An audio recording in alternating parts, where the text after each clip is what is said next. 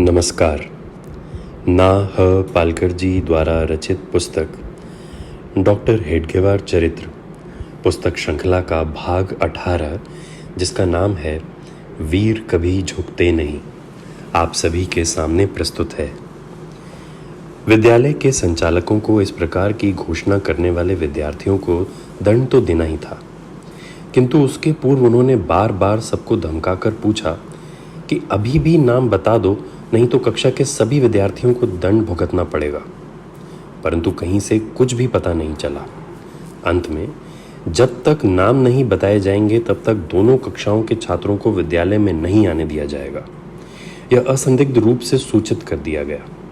सभी विद्यार्थी वंदे मातरम का गगनभेदी घोष करते हुए पाठशाला से बाहर निकल आए।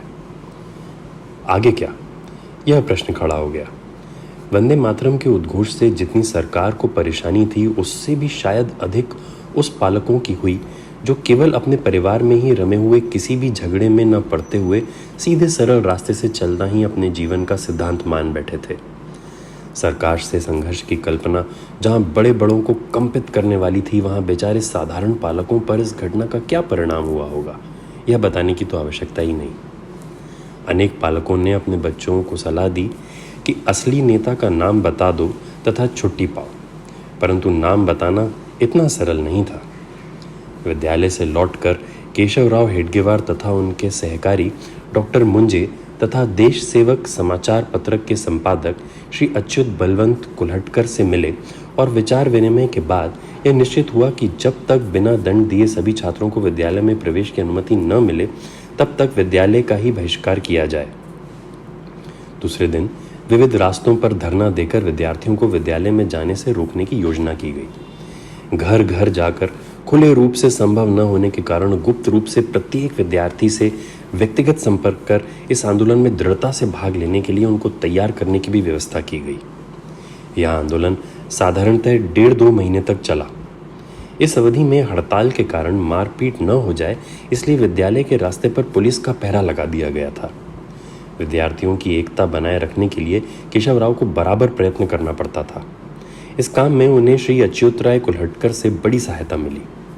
उन दिनों वे नागपुर के तिलक के नाम से विख्यात थे।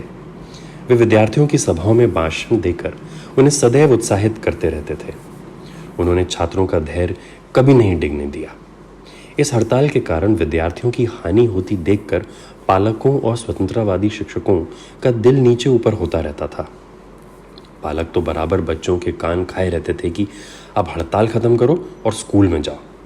अतः कुछ विद्यार्थी निर्देशकों की पंक्ति तोड़कर स्कूल में जाने का विचार करने लगे। उस समय उन्हें तुरंत चूड़ियां भेंट की गईं और कहा गया कि वे पहले चूड़ी पहन लें और फिर स्कूल में जाएं। विद्यालय के संचालकों को भी विद्यालय की प्रतिष्ठा की दृष्टि से हड़ताल की अधिक दिनों चलने रहने ठीक नहीं लगता था। अतः वे इस उद्देश्य से बराबर प्रयत्न कर रहे थे कि कैसे भी हो विद्यार्थी अपनी भूल स्वीकार कर स्कूल में आ जाएं। उस विद्यालय के कार्यवाह सर विपिन कृष्ण बोस यह सलाह देने के लिए एक बार विद्यार्थियों के पास भी है।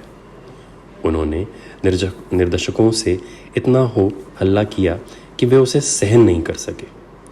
संप्रति सर्वोदय के कार्यकर्ता स्वर्गीय तात्याजय वजलदार बताते थे कि सर बोस इतने शांत और नरम स्वभाव के थे कि उन्हें इस शोरगुल के बाद तुरंत नल के नीचे बैठकर अपना माथा ठंडा करना पड़ा। अंत में श्री विपिन कृष्ण बोस तथा प्रधानाध्यापक श्री जनार्दन पंत ओक ने कुछ विद्यार्थियों और बालकों को विश्वास में लेकर एक रास्ता निकाला। वह यह था कि पालक प्रत्येक विद्यार्थी से पूछें कि भूल हो गई ना, और विद्यार्थी केवल गर्दन हिलाकर हाँ कर दे। अपना 1 वर्ष बेकार जाने से तो अच्छा है कि इस प्रकार कुछ रंग ढंग करके स्कूल में चला जाए। इस युक्ति से विद्यार्थियों में यह विचार बल पकड़ने लगा। थोड़ी ही दिनों में विद्यार्थियों को छोड़कर शेष 1300-1400 विद्यार्थी पुनः विद्यालय में पढ़ने लगे। इन 2 विद्यार्थियों में से एक केशवराव हेडगेवार थे, इसका बिना बताए ही अनुमान लगाया जा सकता है। भाग 18 यहीं समाप्त होता है। भाग 19 के साथ कल यहीं भेंट होगी। धन्यवाद।